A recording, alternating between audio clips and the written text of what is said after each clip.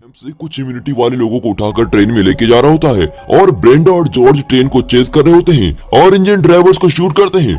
Thomas और wins एक गाड़ी में ट्रेन के पीछे जाकर उसके ऊपर चढ़ जाते हैं। इतने में ट्रेन में जा रहे सोल्जर्स विकेट को इन्फॉर्म करते हैं कि वे अटैक करने के लिए तैयार हैं। तुरंत विकेट का एक सेफ्टी फाइट वहां आकर ब्रेंडा को अटैक करता है। तब ब्रेंडा थॉमस से कहती है कि ड्यूड, अब तुम्हारी जान तुम्हारे हाथ में ही है, और ये कहकर वे अपनी गाड़ी दूसरी तरफ मोड़ लेती है। अब थॉमस और विंस ट्रेन के दो कंपार्टमेंट्स के ज्वाइंट को ब्लास्ट करके उन्हें अलग कर देते हैं। कुछ देर में ट्रेन रुक जाती है। थॉमस एक कंपार्टमेंट को पीटकर मीनो को आवाज देता है। तब हेल्प हेल्प करके कई लोग चिल्लाते हैं और मीनो भी उनके साथ मिलकर चिल्लाता है। थॉमस गैस करता है कि मीनो इसी बॉक्स में होगा और वो पास ही छुपे हुए न्यूट से कहता है कि इस पीटी को सेपरेट करो। न्यूट जल्दी से उस पीटी को ट्रेन से डिस्कनेक्ट करता है। अब इंजन कुछ दूर जा चुका होता है, तभी कुछ सोल्जर्स उतरकर इनकी ओर भागे चले आते हैं। इसी बीच ब्रेंडा और जॉर्ज कुछ दूर पर अपनी गाड़ी रोकते हैं। फ्लाइट के सोल्जर इन्हें गाड़ी से उतारने को कहकर फ्लाइट से उतरते हैं। सोल्जर्स के लिए इन्होंने एक बड़ा गड्ढा खोदा होता है। कुछ सोल्जर्स बेचारे उस गड्ढे में गिर जाते हैं। तब अचानक रेत के अंदर से जॉर्ज का आदमी बाहर आता है और बाकी सोल्जर को मार गिराता है।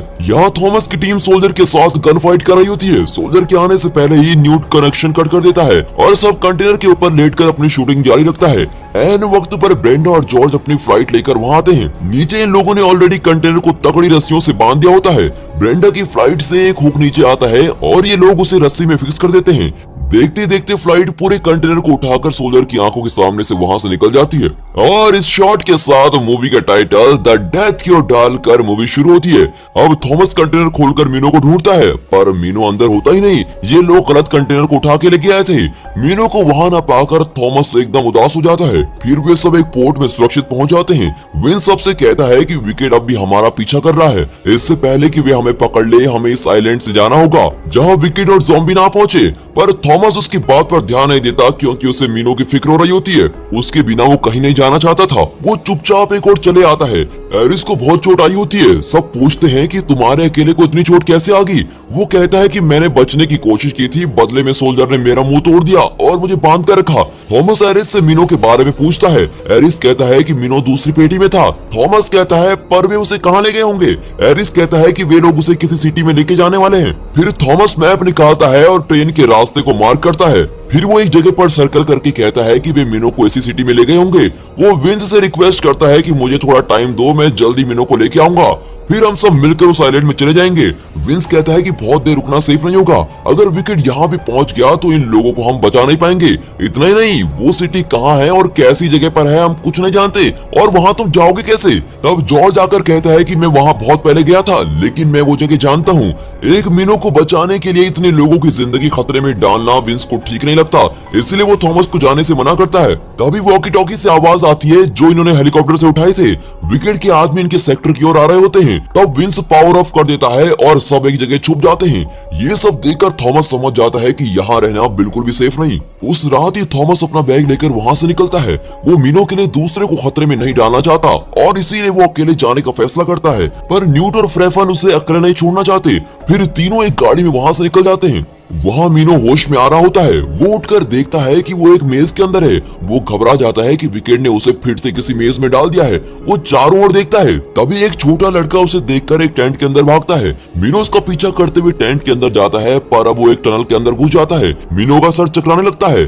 तब सामने से ग्रीवर आता है और मीनो उससे दूर भागता है। अचानक वो उड़कर सीलिंग पर चिपक जाता है। उसे लगता है कि किसी ने उसे बांध कर रखा है। ग्रीवर धीरे से उसके पास आकर डरावने तरीके से चिल्लाता है और डर के मारे मीनो चीखता है। झट से उसे होश आता है तो पता चलता है कि वो जो भी देख रहा था वो ना तो सच था और ना ही सपना। दरअसल विकेट उसके दिमाग को इसी तरह की विजुअल से भर रहा था, क्योंकि वहाँ के डॉक्टर्स की फाइंडिंग के अनुसार इस तरह के टॉर्चर करने से ब्रेन ज्यादा एंजाइम प्रोड्यूस करता है और इसीलिए ये दवा के लालच में बेचारे को सता रहे होते हैं। अब टेरिसा से मीनो की ये हालत देखी नहीं जाती, पर दवा की छोटी कुर्बानियां देनी पड़ेंगी, ये सोचकर वो वहां से चली जाती है। यहाँ थॉमस और साथी एक टनल के पास पहुंचते हैं जो जरा डरावना दिखता है, पर सिटी पहुंचने का और कोई रास्ता नहीं होता, इसीलिए वे गाड़ी लेकर टनल के अंदर जाते हैं। वहाँ एक ज़ॉम्बी खड़ा होता है। वे सोचते हैं कि अकेला ज़ॉम्बी हमारा क्या बिगाड़ पाएगा। थॉमस फ्रेफन से कहता है कि गाड़ी धीरे चलाओ।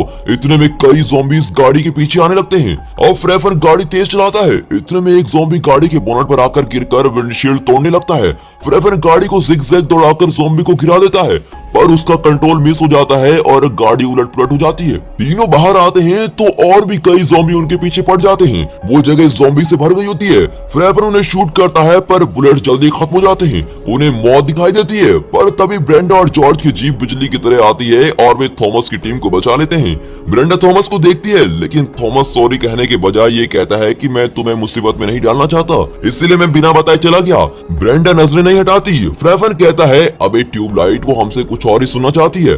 फिर वो कहता है हमें बचाने के लिए थैंक यू। ठीक है कहकर ब्रेंडा आगे मुड़ जाती है। कुछ देर बाद सिटी के पास पहुंचते हैं और कार रोककर वे सिटी को देखते हैं। बर्बाद होती हुई सिटी के बीच विकेट ने एक चमकता हुआ शानदार सिटी बनाई होती है। उसके चारों ओर बड़ी बड़ी दीवारें बनी होती हैं ताकि कोई आम इंसान उसके अंदर ना आ सके। ये लोग प्लान करते हैं कि उन दीवारों को कैसे भी करके पार किया जाए। तभी दीवार के उस तरफ दिखाते हैं कि टेरेसा बढ़िया ड्रेस पहनी हुई चल रही होती है। उसे एवा पेज की रिसर्च टीम में एक साइंटिस्ट की पोजीशन दी होती है। ये दोनों दुनिया की टॉप अमीरों की मीटिंग अटेंड कर रहे होते हैं। उस मीटिंग में एवा पेज कहती है कि उन लड़कों को मेज में डालने से बढ़िया रिजल्ट मिलते हैं, पर वो मीनो का डाटा दिखाकर कहती है कि मीनो से हमें बहुत ही ज्यादा एंटीवायरस दवा मिली है और इससे हम वायरस को फैलने से रोक सकते हैं। पर वे कहते हैं कि तुम कितने दिन यही कहती रहोगी, क्यों ना हम दीवार के उस तरफ के आम लोगों को भी एक सेफ जोन में डालकर यहाँ के लोगों की तरह जीने का मौका दें। तब टेरेसा आगे आकर कहती है कि हम कितने दिन इस तरह दीवार के पीछे सेफ रह पाएंगे। जो लोग जिंदा हैं उनसे कई ज्यादा लोग इन्फेक्ट हुए हैं। फिर वो वहाँ बैठे लोगों से पूछती है कि क्या आपकी फैमिली में कोई इन्फेक्ट हुआ है।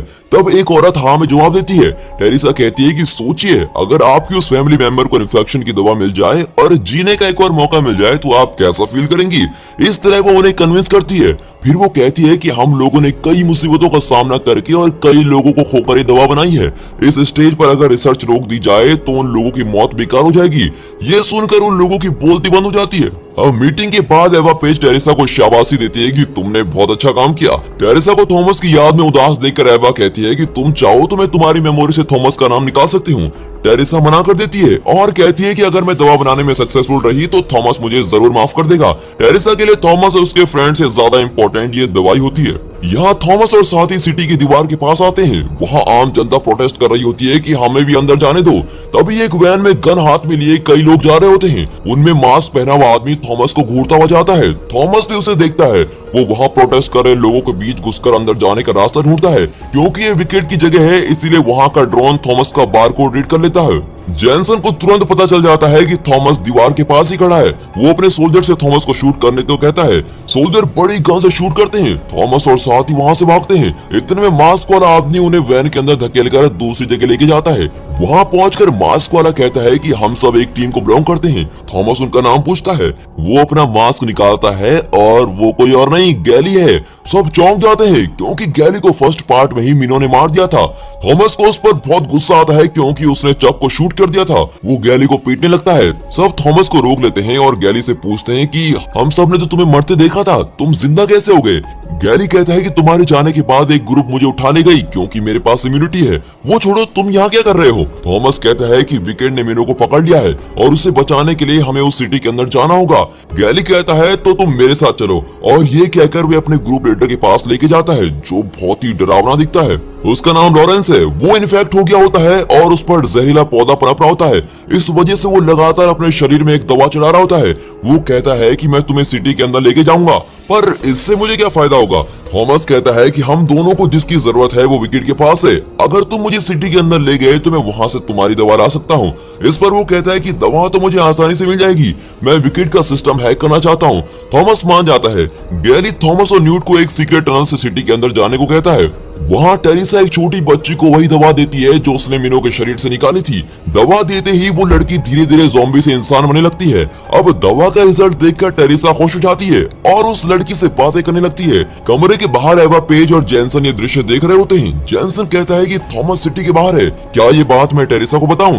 एवा कहती है कि इस वक्त उसका ध्यान दवा बनाने में ही होना चाहिए, इसलिए तुम उसे कुछ मत बताओ। थॉमस, गैली और न्यूट सिटी के अंदर आते हैं। 2018 में बनी इस मूवी में सब मास्क पहनकर घूम रहे होते हैं। दीवार के बाहर आम लोग गरीबी और भूखमरी का शिकार बन रहे होते हैं, पर सिटी के अंदर ये लोग हाईटेक और शानदार जिंदगी जी रहे होते हैं। इस ऊंच नीच के बारे में सोचते हुए थॉमस और साथी एक ऊंची जगह पर पहुंचते हैं और विकेट की मेन बिल्डिंग को देखते हैं। मिनो को इसी बिल्डिंग में रखा होता है और यही सारे कंट्रोल सिस्टम होते हैं जिन्हें ये लोग हैक करने वाले हैं। इसके अंदर कोई इतनी आसानी से नहीं जा सकता, सिक्योरिटी बहुत ही टाइट होती है। तब गैली थॉमस को एक टेलीस्कोप देता है और कहता है कि अंदर जाने का एक ही रास्ता है। थॉमस देखता है कि वो रास्ता टेरेसा का ऑफिस है। टेरेसा वहाँ काम कर रही होती है। वो टेरेसा की मदद से अंदर जा सकता है, पर उससे मदद मांगना थॉमस को मंजूर नहीं होता, क्योंकि उसी की वजह से मीनो फिर से विकेट के चंगुल में फंस गया था। लेकिन उनके पास और कोई रास्ता ही नहीं होता। ये लोग बिल्डिंग के पास भी भटकते तो इनका बारकोड रीड हो जाएगा। सब थॉमस को कन्विंस करते हैं, पर थॉमस मानता ही नहीं। न्यूट को उसकी जिद पर बहुत गुस्सा आता है और वो थॉमस को डांट कर चला जाता है। न्यूट को इतना गुस्सा होते हुए किसी ने कभी नहीं देखा था।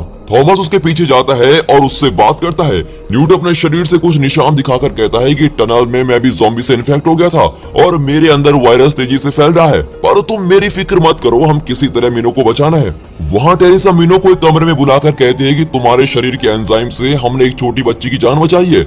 मीनो गुस्से में कहता है कि तुम एक धोखेबाज हो और वो टेरेसा को अटैक करने की कोशिश करता है। इतने में गार्ड्स उसे खींच कर लेके जाते हैं। अब वो बच्ची फिर से ज़ॉम्बी बनने लगती है, क्योंकि दवा का इफेक्ट खत्म होने लगता है। इनफैक्ट इंसान को इंसान बनाए रखने के लिए ये दवा लगातार देनी पड़ती है। अगर स्टॉप कर दी जाए तो फिर से वो ज़ॉम्बी बन जाएगा। अब तक टेरेसा इस धोखे में थी कि मीनो को टॉर्चर करके जो दवा निकाली थी उससे वायरस को मिटाया जा सकता है, और इसीलिए उसने अपने साथियों को विकेट के हवाले किया था। अब ये जानकर कि ये दवा सिर्फ एक टेम्पररी सोल्यूशन है, वो बहुत ही परेशान हो जाती है। वो मीनो की बातों को सोचते हुए सड़क पर चल रही होती है। जिस दवा के लिए उसने अपने साथियों को खतरे में डाला था वो दवा काम नहीं कर रही थी। तब अचानक थॉमस उसके आगे खड़ा दिखता है, पर वो बिना कुछ कहे चला जाता है। टेरेसा उसके पीछे जाती है, तभी अचानक गैली आकर टेरेसा को अगवा करके अपनी जगह पे लेके जाता है। फिर वे टेरेसा से मीनो के बारे में पूछते हैं और उन सबके बारकोड मिटाने को कहते हैं। टेरेसा के पास कोई रास्ता नहीं होता और वो चाकू से सबके बारकोड मिटा रही होती है। आखिर में वो ब्रेंडा के पास जाती है और पूछती है कि इन्फेक्ट होने के बाद आखिर बार तुमने दवा कब ली थी? थॉमस जवाब देता है कि डॉक्टर मैरी ने मेरे खून से इंजेक्शन निकाल कर इसको दिया है और वही ब्रेंडा का लास्ट डोज था। ये सुनकर टेरेसा चौंक जाती है, क्योंकि दवा न लेने से ब्रेंडा को अब तक ज़ॉम्बी बन जाना चाहिए था, पर ब्रेंडा बिल्कुल ठीक लगती है। अब टेरेसा को लगता है कि थॉमस के खून में ही कुछ है, यानी कि उसके खून में ही वायरस का परमानेंट सोल्यूशन है। इसीलिए वो थॉमस के शर्ट का एक पीस लेकर रख लेती है जिसमें उसका खून लगा होता है। अब गैली, थॉमस और न्यूट सोल्जर की तरह मास्क पहन लेते हैं और टेरेसा के साथ बिल्डिंग के अंदर जाते हैं। जाते ही गैली विकेट के सिस्टम में एक बग सेट करता है। तब न्यूट खांसने लगता है। टेरेसा को तुरंत पता चल जाता है कि वो इन्फेक्ट हो गया है। इतने में लीडर लॉरेंस उस बग की मदद से विकेट का सिस्टम हैक कर देता है। फिर टेरेसा सबको मीनो के कमरे में लेके जाती है, पर वहाँ मीनो नहीं होता। अब गैली वहाँ कब्जे में रखे हुए इम्यूनिटी वालों को बेसमेंट में लेके जाता है, जहाँ ब्रेंडा ट्रैक में वेट कर रही होती है। फिर वो वापस थॉमस की मदद के लिए आता है। असल में मीनो के शरीर का पूरा एंजाइम निकालने के लिए विकेट के लोग उसे दूसरी लैब में ले गए होते हैं, पर मीनो डॉक्टर को घायल करके वहाँ से भाग जाता है। यहाँ थॉमस, टेरेसा और न्यूट मीनो को ढूंढते हुए आते हैं। जैनसन इन्हें देखकर शूट करने की कोशिश करता है, पर थॉमस टेरेसा के सर पर गन रखकर उसे शूट करने की धमकी देता है। जैनसन जानता है कि थॉमस टेरेसा को शूट नहीं करेगा, क्योंकि वो उसे बहुत चाहता है। इतने में टेरेसा इन्हें दरवाजे की उस तरफ धकेल देती है और इस तरह से वे बच जाते हैं। लेकिन वो जैनसन से कहती है कि थॉमस हमें जिंदा चाहिए, क्योंकि उसके खून में ही इस वायरस का सोल्यूशन है।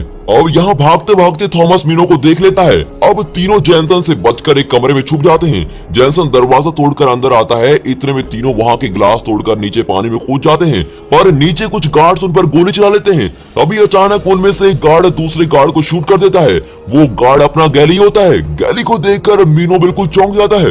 ये लोग ब्रेंडा के ट्रक तक पहुंच जाते हैं, पर इतने में गार्ड्स ब्रेंडा के पास पहुंच जाते हैं और ब्रेंडा वहां से बच निकलती है। गार्ड उसका पीछा करते हैं और आखिर में वो एक जगह बुरी तरह फंस जाती है। लेकिन ब्रेंडा ने कोई प्लान बना लिया होता है। वो बस से उतरकर हैंड्स अप करने के बहाने अपना फ्लेयर गन चलाती है और ये सिग्नल मिलते ही फ्रेफन क्रेन का हुक सीधे ट्रक में फंसाता है और पूरी ट्रक उठाकर दीवार की उस तरफ पहुंचा देता है। दूसरी ओर लीडर लॉरेंस वहां के आम लोगों को इकट्ठा करके उनसे कहता है कि मेरी जिंदगी का एक ही मकसद है, और वो ये है कि मरने से पहले मैं आप सबको दीवार के उस तरफ सेफ सिटी में पहुंचा दूं। मेरा मकसद कुछ देर में पूरा होने वाला है। ऐसा कहकर वो सबको दीवार के पास लेके जाता है और विकेट के सोल्जर्स मशीन गन से शूट करते हैं, पर गैली और लॉरेंस विकेट का सिस्टम ऑलरेडी हैक कर चुके थे। इस वजह से गन काम नहीं करते। इतने में लॉरेंस बॉम्ब से लोड की हुई गाड़ी को सीधे वहां के दरवाजे पर क्रैश करता है और बॉम्ब के फटने से ही दरवाजा टूट जाता है और लॉरेंस भी स्पॉट पर मर जाता है।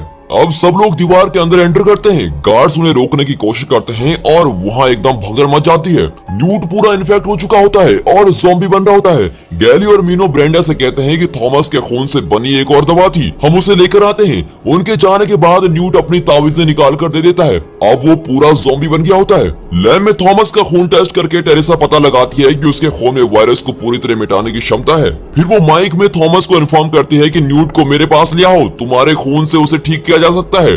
थॉमस न्यूट को लेने जाता है पर वो ऑलरेडी ज़ॉम्बी बन चुका होता है और थॉमस को अटैक करता है। ज़ॉम्बी बनने के बाद भी उसे पुरानी बातें याद आती हैं और वो थॉमस को एक बार देखकर खुद को चाकू मार लेता है। अपने साथी की ऐसी बदतर मौत देखकर थॉमस एवा पेज को शूट करने के लिए गन लेकर जाता है। वो एवा से पूछता है कि क्या टेरिसा की बात सच है कि इन्फेक्टेड लोगों को मेरे खून से ठीक किया जा सकता है। मैं अपना खून देने के लिए तैयार हूँ, लेकिन तुम दूसरों को छोड़ दो। एवा वैसा ही करने का वादा करती है। अब सब कुछ ठीक होने वाला होता है पर इतने में जेनसन पीछे से एवा पेज को शूट कर देता है।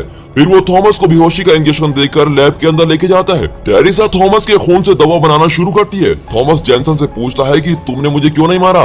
जेनसन अपना हाथ दिखाकर कहता है कि मैं भी इन्फेक्ट हुआ हूँ। एवा पेज अचानक भली औरत बनने चली थी, इस तरह तो ये कंपनी बंद हो जाती, इसीलिए मैंने उसे मार डाला।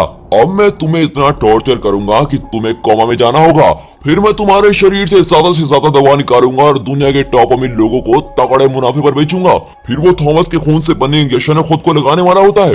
इतने में टेरिसा उसके सर पर मारती है और कहती है मैंने ये दवा अमीरों के लिए नहीं बल्कि सभी को बचाने के लिए बनाई है। फिर थॉमस और टेरिसा वहाँ से भागते हैं पर जेनसन उनका पीछा करता है और थॉमस को शूट करता है। वो टेरिसा को भी शूट करने जाता है पर थॉमस उस पर कोई चीज फेंकता है और मिस होकर वो लैब की ग्लास पर लगती है और गिलास टूट जाता है। वहाँ एक्सपेरिमेंट के लिए रखे हुए ज़ॉम्बी बाहर आकर जेनसन पर झपटते हैं और उसका किस्सा खत्म। अब थॉमस और टेरिसा बिल्डिंग की छत पर जाके देखते हैं कि हर तरफ आग लगी होती है और पास वाली बिल्डिंग गिरने की हालत में है। तभी एक फ्लाइट में जॉर्ज और ब्रेंडा इन्हें बचाने आते हैं।